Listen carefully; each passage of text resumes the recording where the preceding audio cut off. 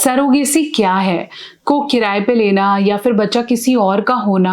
हमने आजकल बहुत कॉमनली सुना है कि एक्ट्रेसेस या बहुत सारे लोग, स्पेशली एक मूवी बनी थी मिमी जो कि सरोगेसी पे थी। तो एक्चुअली ये क्या होता है? क्या नॉर्मल कपल्स इसे करा रहे हैं? इसमें कितना खर्चा आता है? क्या इसमें बच्चा आपका होता भी है या नहीं होता? इसको कराने के लिए किन डॉक्टर्स के पास जाना पड़ेगा? क्या इसमें पैसे का नुकसान भी हो सकता है? क्या इसमें बच्चा नहीं होगा तो क्या होगा? ऐसे पता नहीं कितने सारे क्वेश्चंस मैं रोज रिसीव करती हूँ। आज मैं बताऊंगी सेक्स सरोगेसी क्या है, ये कैसे हेल्प करती है, कितना खर्चा आता है, कौन से डॉक्टर है, कितना महीना लगता है, पूरा डिटेल में, ताकि आपको स्टेप बाय स्टेप इसमें पूरा डिटेल में समझ में आ जाए। मैं कोशिश करूंगी इजी भाषा में आपको समझाने की कोशिश करूंगी, स्पेशली वो कपल्स जो बच्चा कंसीव नहीं कर पा रहे हैं या इस तरह के कुछ मेथड्स को देख रहे हैं। इस वीडियो को पूरा अंत तक देखेंगे। तो सबसे पहले चलिए बात करते हैं सरोगेसी क्या है। इसे बहुत आसान से भाषा में बोला जाता है कि जब किसी और की कोख का इस्तेमाल किया जाता है आपका बच्चा पैदा करने के लिए, तो इसको हम सरोगेसी कहते हैं। सरोगेसी सेफ है, लेकिन इसके अंदर काफी सारे लीगल कॉम्प्लिकेशंस आ जाते हैं। जैसे जो मदर इसे पैदा कर रही है वो लीगल इशू उठा सकती है कि मेरी मर्जी के बिना हुआ है और अब तो ये मेरा बच्चा है, इसके अंदर जेनेटिक्स मेरे हैं। तो ऐसे में कॉम्प्लिकेशन राइज होती हैं। मोस्ट ऑफ द हॉस्पिटल्स जहां पे इलीगली सरोगेसी हो रही है वो कभी कभार महिलाओं को बताते भी नहीं हैं कि उनकी कोख का इस्तेमाल किया जा रहा है, और कहीं ना कहीं उनको पैसे के लालच में सरोगेसी में ले आते हैं। इसलिए बहुत ज्यादा जरूरी है कि जिसको आप सरोगेट मदर बना रहे हैं उसका कंसेंट होना इंपॉर्टेंट हो। स्पेशली सरोगेसी में बहुत सारे फीचर्स को लुक ऑन किया जाता है जिससे आप सरोगेट मदर बना रहे हैं। जैसे वो दिखती कैसे हैं, उनका हड काठी कैसे है, उनका कॉम्प्लेक्शन कैसे है, क्योंकि बहुत सारे कपल्स काफी चूजी होते हैं जस्ट कि वो किसे मदर बनाना चाहते हैं अपने बच्चे के लिए, जो बहुत डिटेल में बढ़िया से आप मिमी नाम की मूवी में देख पाएंगे। फिर हम बात कर रहे हैं कि ये किस तरीके की और कितने प्रकार की होती है। दो तरह की सरोगेसी है। पहला है जिसे हम ट्रेडिशनल सरोगेसी मेथड कहते हैं, जिसके अंदर स्पर्म सिर्फ फादर का होता है, उसके अंदर मदर का एग का इस्तेमाल नहीं किया जाता। इसके इन दोनों मेथड्स के अंदर सेक्स की रिक्वायरमेंट नहीं होती। करना क्या है, ट्रेडिशनल मेथड में मेल का स्पर्म कलेक्ट किया जाता है और उसे फीमेल के यूट्रो में, दैट मीन्स उनके यूट्रस या गर्भाशय में सीधा का सीधा इम्प्लांट किया जाता है। तो इसके अंदर हमें नॉर्मल सेक्स करने की जरूरत नहीं है। उस फीमेल के यूट्रस में हम स्पर्म डालेंगे जो कि आपके ही अपने पति का होगा। वो स्पर्म धीरे धीरे वहां एग जब बेबी बन जाएगा वो धीरे धीरे वहां पे ग्रो करेगा, और इस पूरे 9 महीने उस महिला की केयर या अफेक्शन आपको देना होगा। अल्टीमेटली आपके म्यूचुअल एग्रीमेंट के बाद वो बच्चा आपका है। ऐसे में डॉक्टर से आपको रेगुलर बार बार मिलना या बार बार कंसल्टेंसी की डेफिनेटली रिक्वायरमेंट होगी।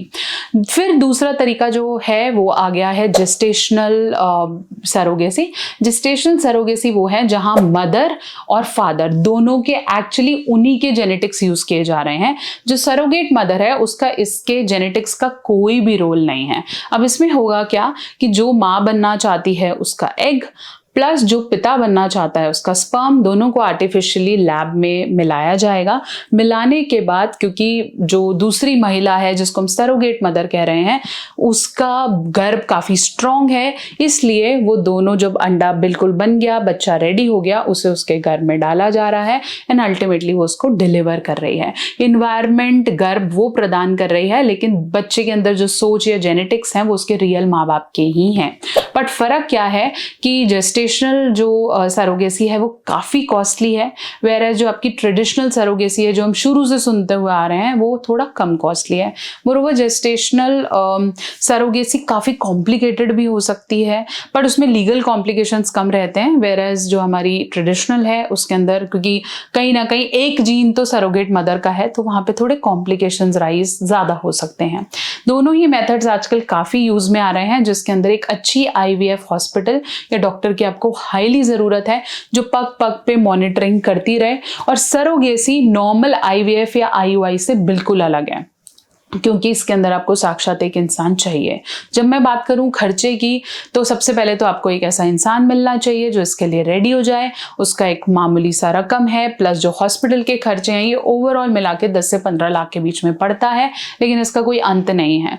आप जितना उनकी केयर करने लगे, जितने अच्छे बेड्स या हॉस्पिटल देने लगे, जितना अच्छा एनवायरमेंट देने लगे, खाना पीना, देयर सो मेनी थिंग्स जो आप बढ़ा के ना जाने कितने लाखों तक पहुंचा सकते हो, बट मिनिमम इतनी requirements overall overall from day 1 to day of conceive इतना लगता ही है।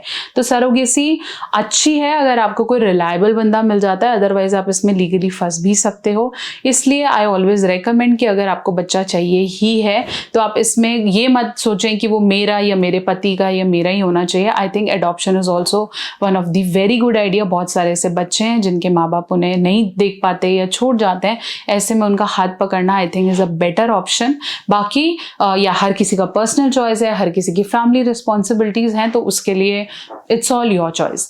अब मैं बात करूंगी कि सरोगेसी कोई कराता ही क्यों है। ये कितना ही वैसा लगता है ना, हमें लगता है कि एक्टर एक्ट्रेसेस ना अपनी बॉडी का नुकसान नहीं करना चाहती इसलिए वो सरोगेट कराती हैं, या उनके पास तो बहुत पैसा है इसलिए वो दे रही हैं। इसके अलावा कुछ ऐसे कपल्स भी हैं जो एक्चुअली प्रॉब्लम से गुजर रहे हैं और उन्हें सरोगेसी करानी पड़ती है। क्या है वो रीजन जानते हैं। सबसे पहले ऐसा हो सकता है कि किसी भी कारणवश अपनी महिला का गर्भ धारण के लिए जो उनका गर्भ है वो बहुत ज्यादा स्ट्रांग ना हो, बार बार गर्भपात मतलब आपका एबॉर्शन हो रहा हो, गर्भाशय कमजोर हो गया हो, गर्भाशय में किसी तरह की समस्या, कैंसर या फाइब्रॉइड्स का होना हो सकता है। इसके अलावा टीबी की अगर महिला को समस्या है वो भी रीजन हो सकता है। कई महिलाओं में जन्म से ही गर्भाशय नहीं होता जो कि एक बहुत बड़ा रीजन और होता है।